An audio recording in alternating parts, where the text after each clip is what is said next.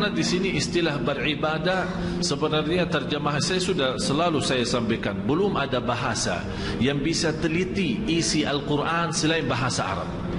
Jadi tidak usah capek mutar pusing sana kemari, mutar lagi, balik lagi, tidak akan bisa faham sesuai maksud. Karena di sini orang-orang yang beribadah, tapi kalau di dalam ayat itu tidak ada sebut ibadah kan? Yang disebut apa? Amman huwa qanitun. Qunut, di sini ada istilah qunut.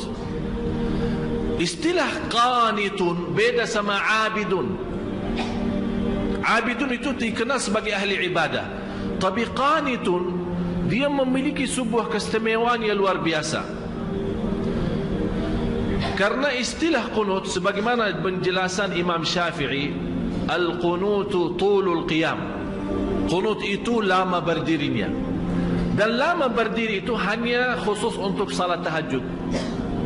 Kalau bapak ibu yang sudah berangkat umrah bulan puasa, dilihat bagaimana bacanya imam.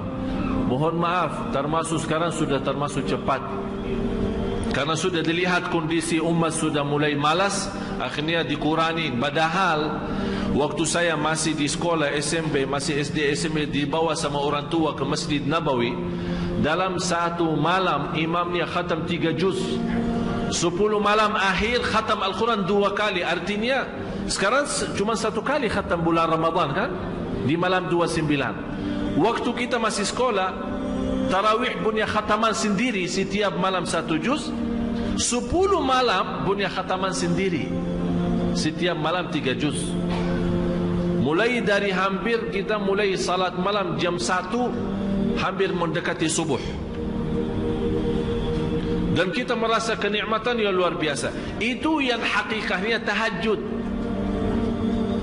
Dan selalu saya minta sama jamaah, cuba salat tahajud walaupun seminggu sekali, walaupun 2 rakaat, tak usah banyak-banyak, tapi nikmat hayati rasakan. Walaupun diulangi ayatnya sampai subuh, walaupun 1 ayat. Sebagaimana Rasulullah SAW pernah salat malam, sepanjang malam salat malam hanya dengan 1 ayat.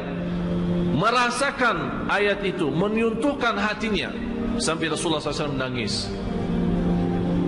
Kata Siti Aisyah, Rasulullah SAW tidak pernah tinggalkan salat malam bagaimanapun keadaannya. Walaupun dia sakit, dia salat malam duduk. Afdalus salati ba'dal faridah qiyamul lail. Salat yang terbaik sesudah fardu qiyamul lail. Dan saya heran, orang punya masalah, bagaimana punya masalah dia masih bisa qiyamul lail? Menurut saya masalah tinggalkan salat malam itu masalah. Tapi selama anda jaga salat malam, wallahi tidak ada masalah.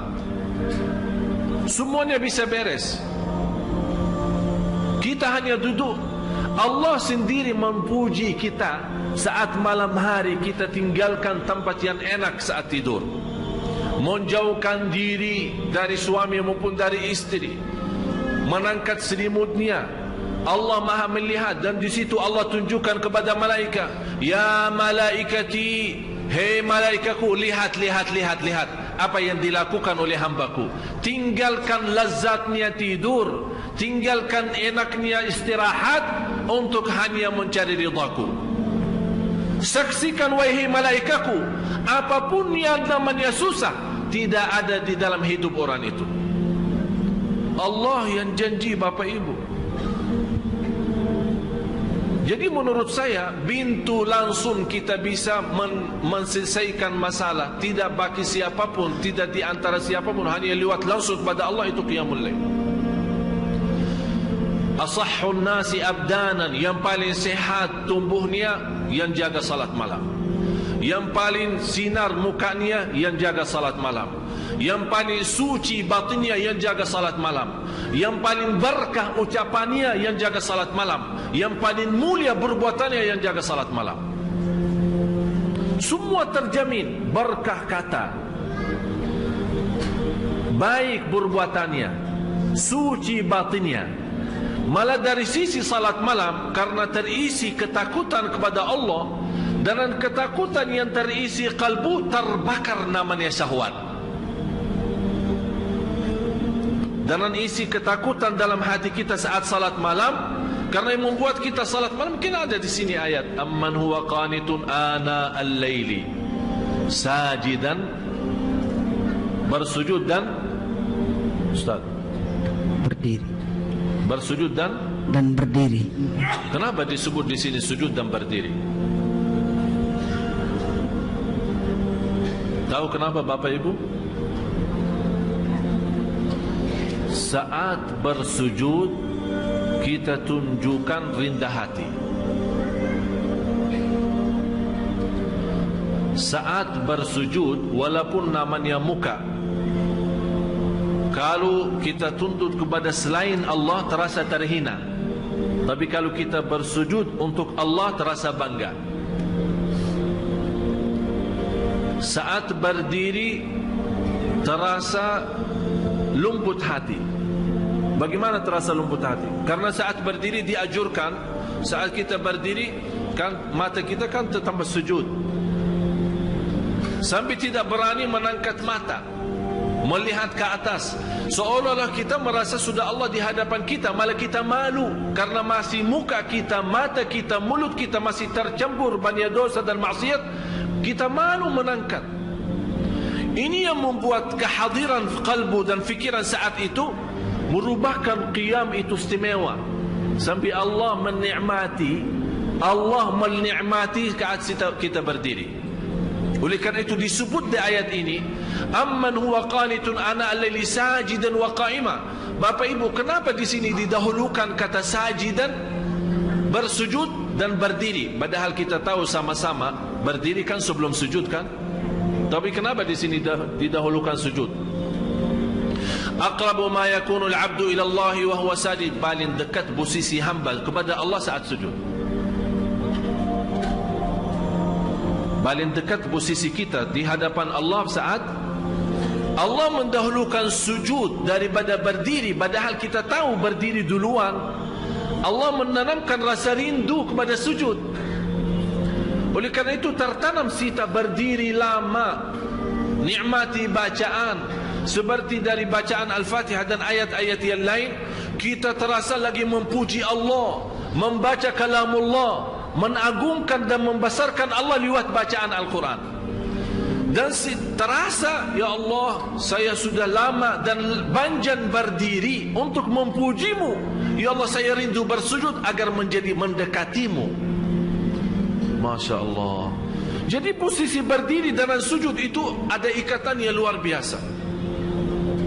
Oleh kerana itu di rahasia ayat ini dibawakan kata sujudan, sajidan wa qa'ima. Yang lebih indah lagi Bapak Ibu, dibawa kata sajidan, bukan sujudan. Kenapa sajidan?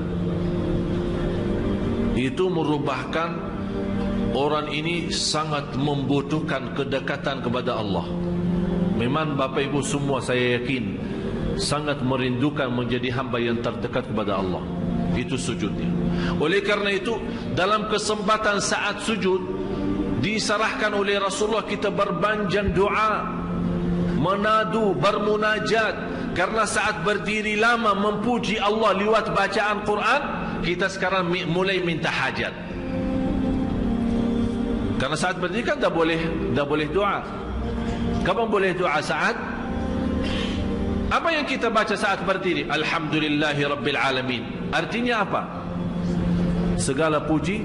Berarti kita membaca Al-Quran sebenarnya intinya memuji Allah. Kita belum minta apa-apa.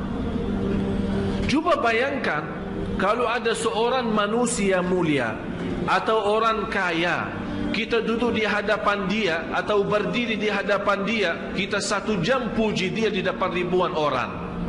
Habis kita selesai puji dia, kita minta hajat. Kira-kira ditolak enggak? Diterima. Saya pernah melihat ada seorang bawa kata syair memuji seorang raja di Arab. Sampai di bawah kata-kata, sampai terus terang saja saya tersentuh hati saya. Padahal di bawah kata-kata barangkali kalau kita kasih ke Nabi masih mending daripada manusia. Luar biasa pujiannya kepada raja. Sambil raja sendiri sudah merasa dirinya kagum, sudah tidak bisa bertahan saking pujinya tinggi. Habis itu belum dia selesai bacaannya, sudah berhenti. Kamu mau apa? Saking senang, saking terbuka hatinya seorang raja, belum selesai orang memujinya, dia malah, udah, kamu mau apa? Selesaikan.